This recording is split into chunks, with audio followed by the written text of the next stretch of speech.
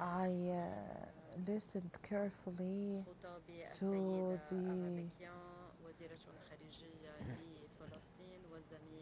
I listened to the Foreign Minister of Palestine words, the conflict in the Middle East should not give bring us away from what's going on in Gaza and the West Bank. Gaza, after 6 months of the resolution of 2803 of Gaza governance, the plan has to be implemented. We wait. We have the pleasure to listen after we have listened to the speeches, also the speech of Tony Blair,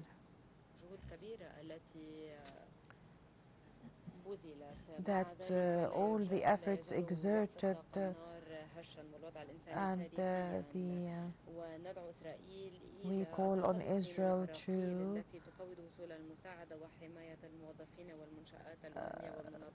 protect all the international organizations and the health organization, the second phase, which is the Palestinian civilians.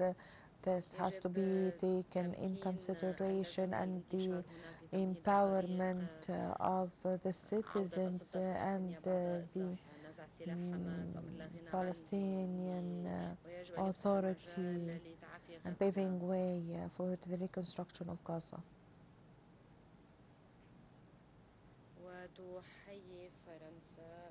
France is greeting the Fund of Palestine that is admiring the international law,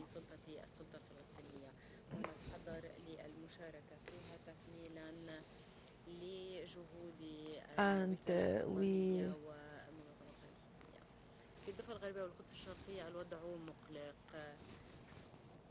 the situation is very worrying,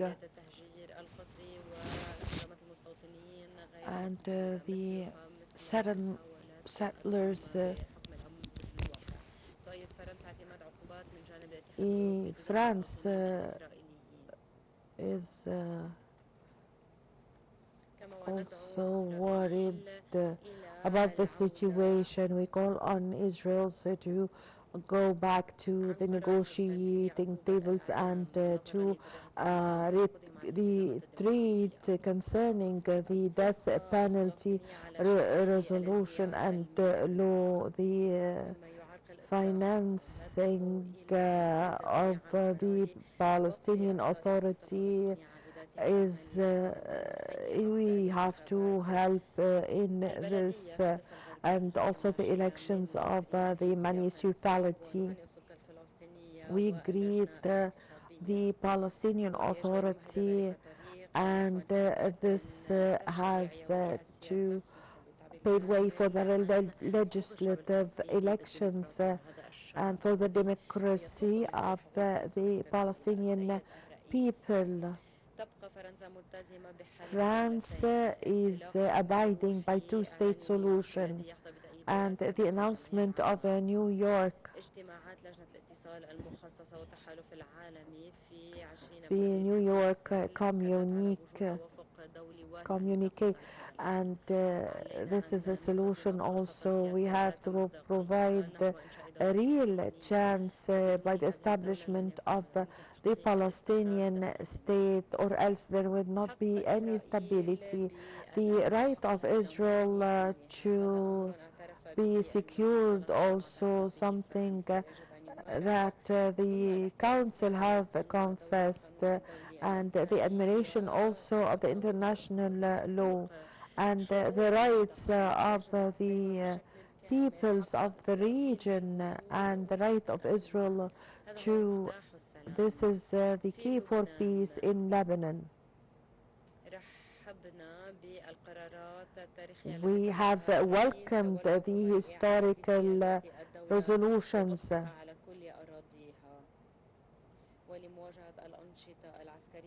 and to face the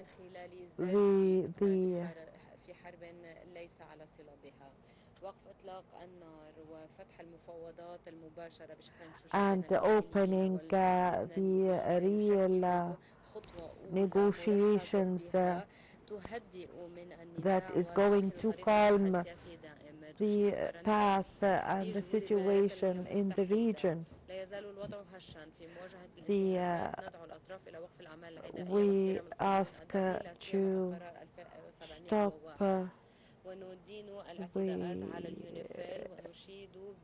we denounce and condemn the attacks on UNIFIL because it is international forces and preserving its peace in Iran.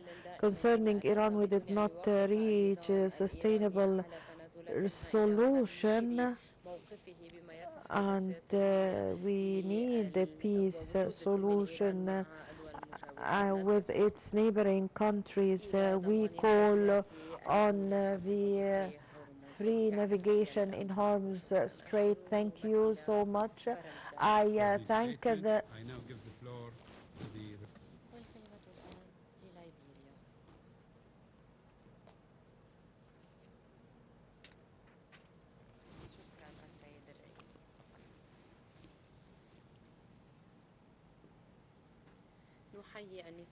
We greet ladies and gentlemen. We greet also the peacekeeping forces in the Middle East and express our condolences for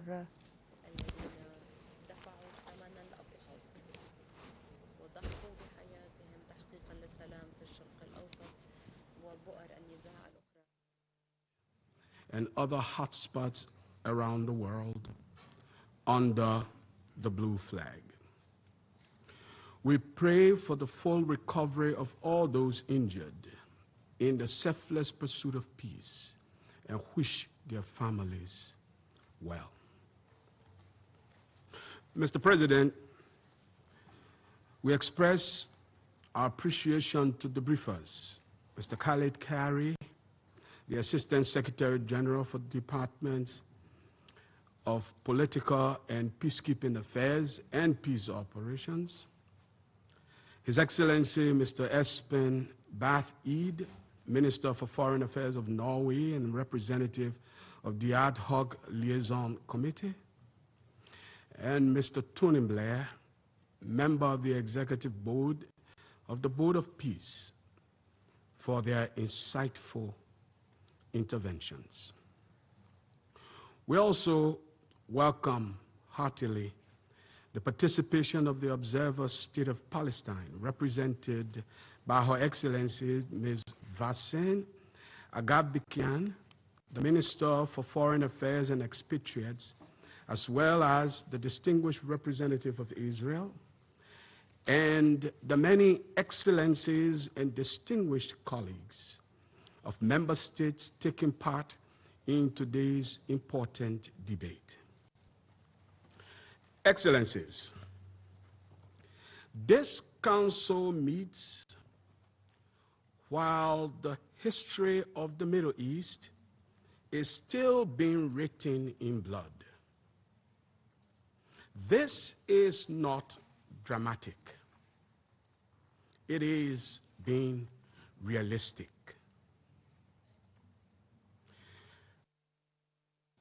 But the truth is that a course correction is not yet beyond us.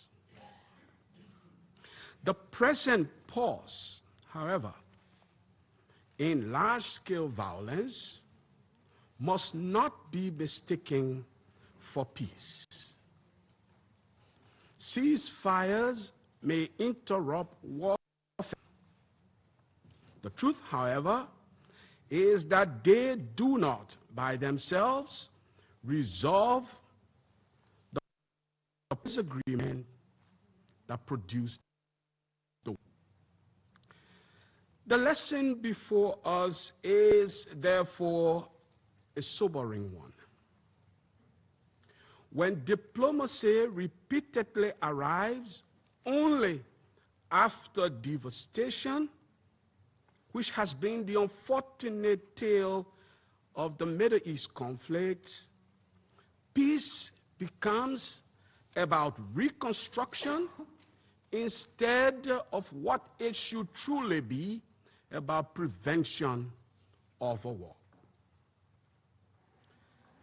Liberia speaks with the humility of a nation that learned through painful experience that wars prolonged by grievance do not end when the battlefields become quiet. They mutate into economic ruins, institutional decays, and inherited traumas. My country knows what it means when justice is deferred in the name of strategy. We know that the pursuit of absolute security through permanent escalation often produces not strategic victory, but strategic exhaustion and overall insecurity. A conquest that requires permanent vigilance is not peace. It is deferred instability. This truth is urgently relevant today. Mr. President, in Gaza, as we have heard, Secretariat, the humanitarian situation, while improving, remains desperate. Tens of thousands of lives have been lost since October 2023. Entire neighborhoods have been lost.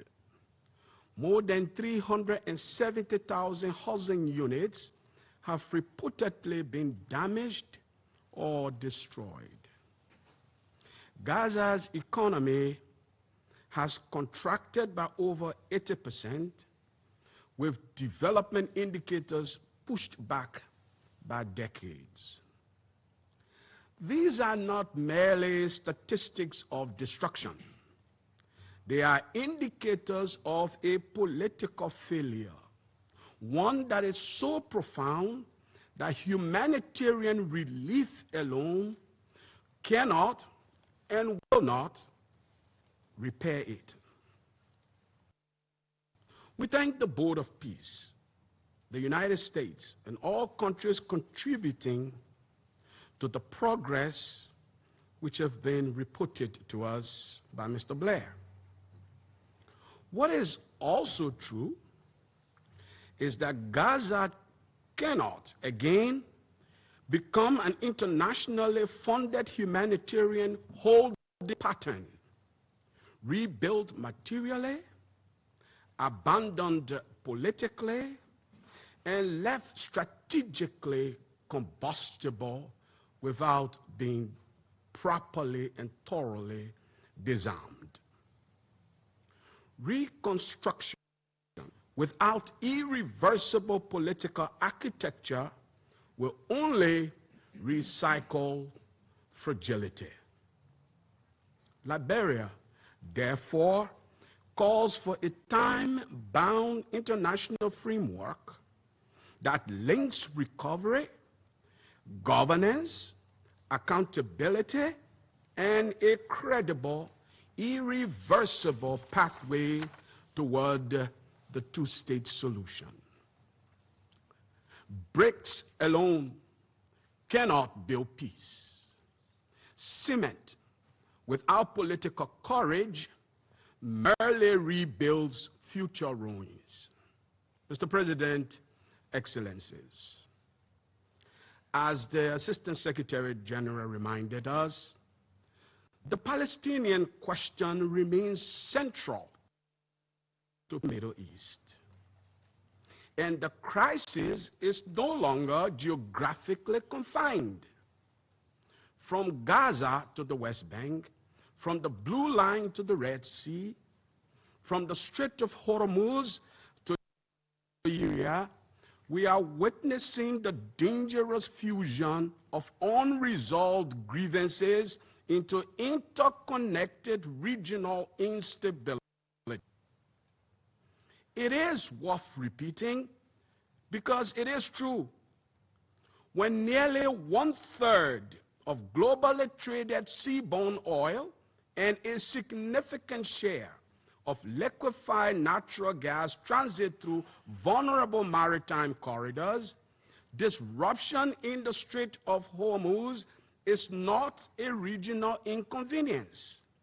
It is a systemic global threat. For vulnerable economies, especially in Africa and certainly in my country, rising fuel prices mean higher food costs, weakened fiscal spaces, disrupted fertilizer supply chains, and millions more already at the risk of poverty slipping deeper into poverty. For Liberia, one of the world's leading maritime registries, attacks on international shipping are not abstract geopolitical events. They are assaults on the legal arteries of global commerce, sovereign equality, and international order. Mr. President, freedom of navigation through international waterways, as we heard a lot of from many member states yesterday, is not optional. It is a legal obligation.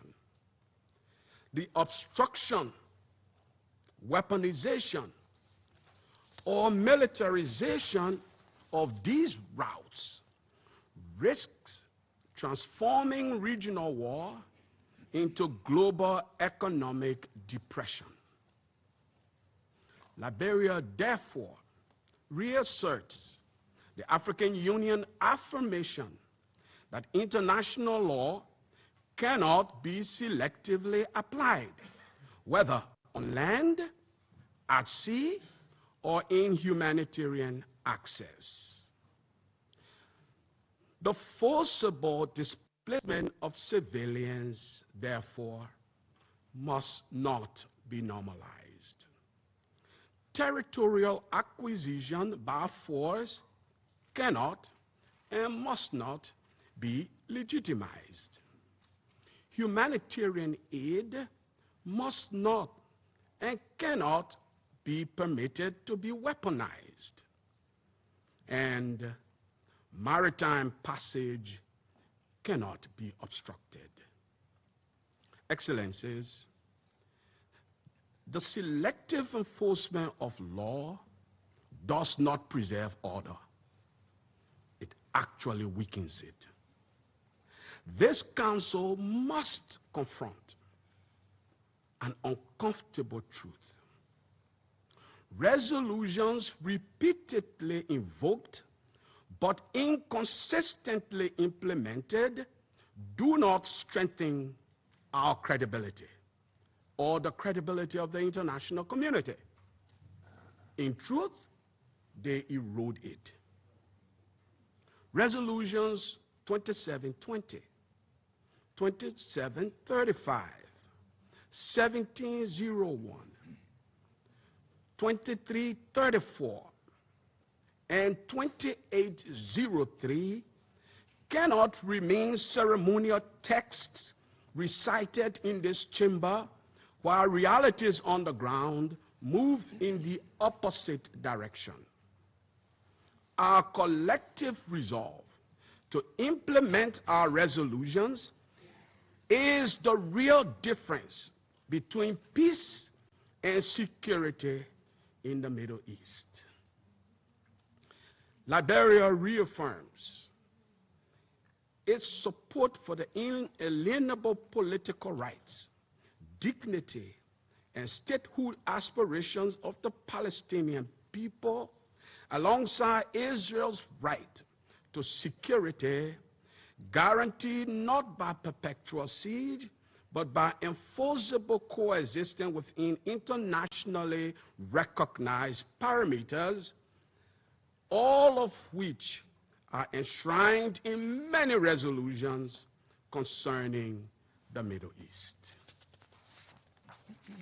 These objectives are not contradictory, as we have just heard from both distinguished representatives. Durable peace through permanent insecurity of the other is neither desirable nor sustainable. Neither side can secure durable peace through the permanent insecurity of the other. Mr. President, the choice before this region is no longer simply war or ceasefire. It is whether leaders will invest in peace, however imperfect, and doing so today, or pursue absolute advantage tomorrow, only to inherit insecurity across borders, economies, and generations. The Middle East does not need another generation being taught to survive unresolved history. It needs leadership, and it needs it desperately. One that is willing to resolve the conflict that is faced by the Middle East today with courage and unity of purpose. Now, not tomorrow, so a future generation has a better chance of a peaceful life and the chance of good neighborliness. My country's own history, and excuse me if I'm passionate, my country's own history teaches us that the most dangerous conflicts are often not those that cannot be ended, but those postponed until their political, human, and economic costs multiply so exponentially they become almost impossible to manage or resolve. We therefore challenge this council not merely to manage the fragmentation of the Middle East, but to architect an irreversible path to peace. The Middle East does not need a perfect solution. It needs a renewed will, a renewed sense of urgency and determination, a new sense of good neighborliness and determination by this council. In the spirit of Resolution 2803, where occupation ends, where security is mutual, where aid reaches civilians unimpeded, where navigation remains free, where diplomacy is preventive, not performative, knowing that peace without justice will continue to be fragile. Justice without implementation is delusional and fictional. And diplomacy without courage is merely a delay of the dreadful inevitable. Liberia chooses an imperfect peace over a perfect war. The time has come, Mr. President, distinguished colleagues, excellencies. The time is upon us, not simply to call for peace, but to construct one that is durable enough to outlast fear, grievance, and the resultant war itself. The people of the Middle East deserve nothing less. They are not asking for our sympathy. They are asking for our collective will to help them help themselves, and they deserve it. I thank you for your kind attention. I thank the representative of Liberia for the statement. I now give the floor to the representative of Pakistan. Thank you, Mr. President. It is right that we retain the focus on Palestine, and the significance of this discussion is evident from the high-level participation that we see in the chamber, from His Excellency the Foreign Minister of Bahrain, who was presiding over this session, to many other distinguished ministers who are here, and including the distinguished Foreign Minister of Palestine, whom we welcome. We thank ASG Khalid Kyari, Foreign Minister Espen Barth Eide, and Mr. Tony Blair for their briefings. President, the serious situation in the Middle East remains extremely volatile, with multiple and interconnected crises. In this environment, strict adherence to international law, the UN Charter, relevant UN Security Council resolutions, the principles of restraint, responsible conduct, and diplomacy are indispensable to prevent further escalation and to promote durable peace. And this was so eloquently put across by my neighbor, the Ambassador of Liberia, in his statement just now. But we see that in Gaza, the ceasefire provided relief, but remains fragile, with violations ongoing. More than 800 Palestinians have been killed by Israeli strikes since the announcement of the ceasefire, underscoring both the scale of the crisis and the sensitivity of the situation. Humanitarian aid has resumed, but faced with impediments and thus falling significantly short of the requirements on ground. It is essential to fully respect and consolidate the ceasefire and ensure sustained, unhindered, and scaled-up humanitarian assistance. We hope that Phase 2 of the Gaza peace plan will be completed at the earliest. Any delay risks eroding the hard-won momentum and deepening human suffering. The Gaza peace plan, as endorsed in Security Council Resolution 2803, must be implemented fully in letter and spirit.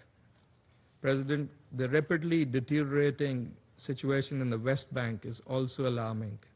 Escalating settler violence, continued expansion of illegal settlements, and illegal legislative measures aimed at land confiscation are grave violations of international law that seek to alter the demographic and legal character of the occupied Palestinian territory.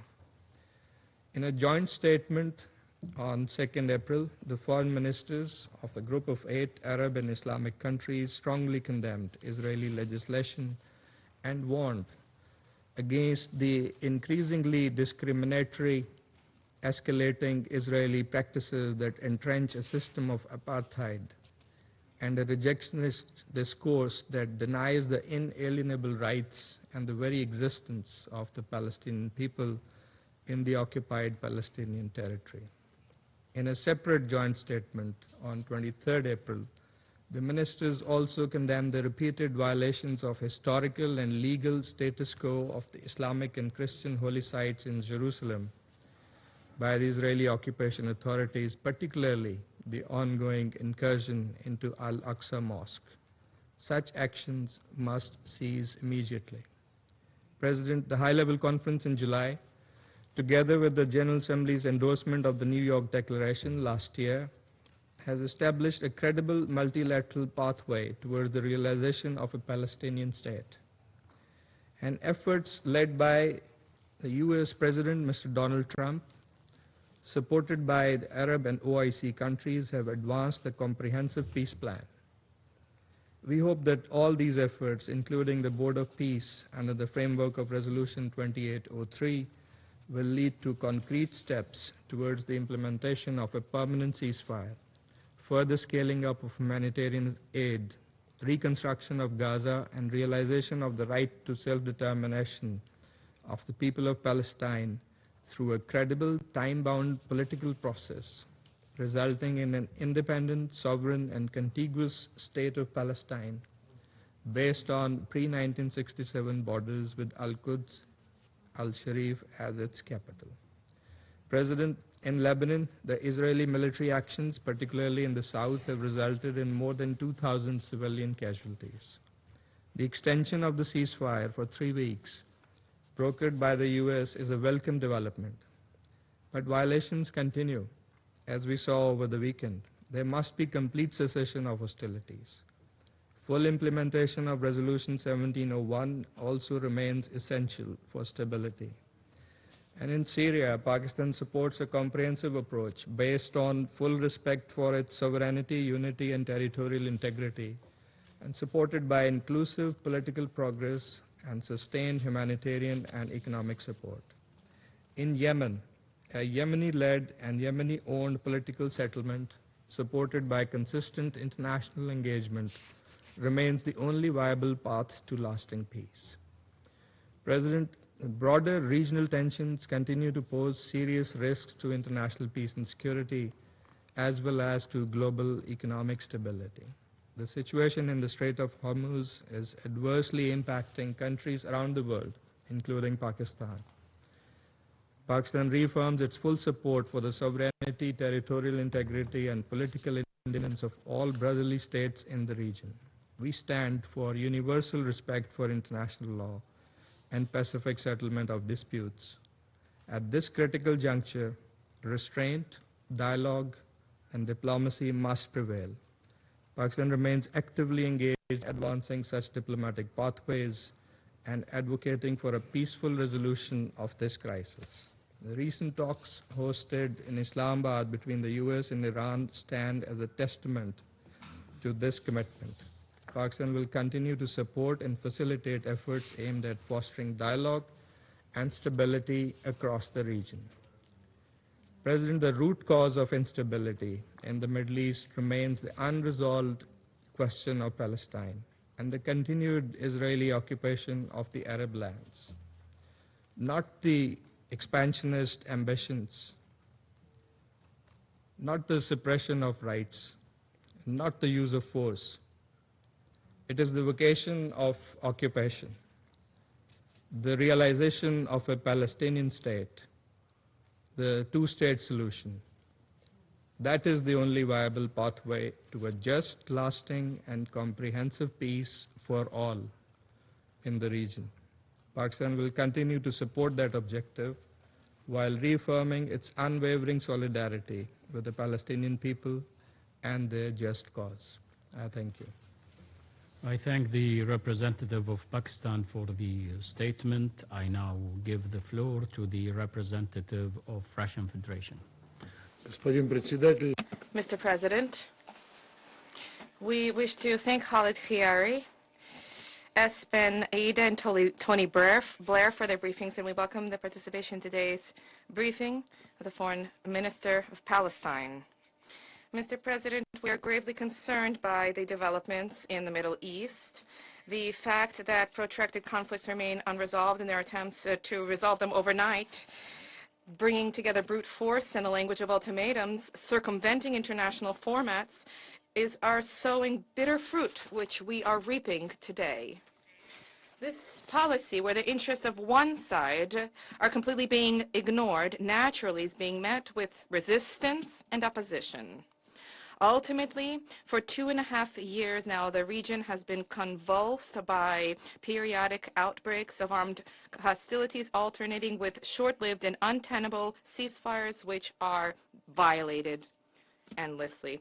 Consider Lebanon. Despite the fact that a ceasefire was arrived at between Beirut and West Jerusalem, active hostilities are ongoing. Since the 26th of April alone, as a result of Israeli strikes, 14 people were killed and another 37 were wounded. Since the 2nd of March, more than 2,500 Lebanese were killed. Nearly 8,000 were wounded. The Israelis have occupied the south of the country, have been systematically destroying entire residential neighborhoods, have been blowing up bridges across the Litani River. For them, the notion of Lebanese sovereignty does not exist for them. Their vessels are freely patrolling the Lebanese coast, and their aircraft and drones have seized control over the skies, over the capital. Nor does Israel respect the authority of UN peacekeepers. The UN interim force in Lebanon has had, in 2 days, to request permission from the Israeli military command for patrol movements.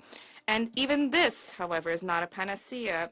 The blue helmets have been encountering myriad obstacles. They're being fired upon, including from tanks, which has already caused the death of peacekeepers. And for the UN representatives not to see anything extra, their surveillance cameras are being destroyed. We demand a prompt investigation into all incidents linked to security threats to peacekeepers. Perpetrators must be duly held accountable, irrespective of their rank. We call upon both sides to respect the ceasefire and to unstintingly comply with the Fundamental Security Council Resolution 1701, which stipulates inter alia the withdrawal of Israeli units from Lebanese soil. Without this condition, any peace agreements will remain highly untenable, as was the case with the truce that was arrived at in November of 2024. Mr. President, Israel's strategy of systematically expanding occupation, maintaining its military control and freedom of movement with unilateral demands for demilitarization while abandoning and eschewing any obligations for itself, has to date become the decisive factor in the Middle East. And at the same time, the justification for aggressive acts is being advanced with attempts to blame everything on the allegedly destructive activity of external forces who are plotting against Israel. The erroneousness of these arguments are seen when one considers Syria, and not a single instance of firing on Israel was seen from that territory in recent years. Damascus is willing to engage in serious dialogue with West Jerusalem on a comprehensive to security matters. And that notwithstanding, Israel continues to occupy the south of Syria, fueling centrifugal forces and frequently conducting airstrikes which undermine the capability of the Syrian military personnel. We urge the Israeli authorities to revert back to compliance with the provisions of the 1974 agreement and to comply with the Specialized Security Council resolutions, including the recent Council resolution, the decision, Resolution 2811, which renewed the mandate of UNDAF for a period of 6 months. Damascus's political statesmanship and strategic restraint should not be misinterpreted as weakness. The patience may run out. Mr. President, the Palestinian question remains at the crux of Middle East resolution. The only way to achieve lasting peace and security is through a fair solution there too. The current Israeli leadership is not only completely refuting, but is also continuously dismantling the core principles for resolution which are enshrined in numerous Security Council and General Assembly resolutions, first and foremost the two-state formula. The deliberately unrealistic and unviable nature of the preliminary ultimatum, set of preliminary ultimatums which are presented by opponents are clearly something which Israeli leaders have no qualms about. They are raring to prolong the armed confrontation. We deeply regret the fact that such escalatory actions, which have already caused a major war in the Middle East, enjoy the unconditional support of the United States. Against this backdrop, despite the, on the whole, optimistic statement of Mr. Blair, we do not see any tangible results from the work of the Peace Board.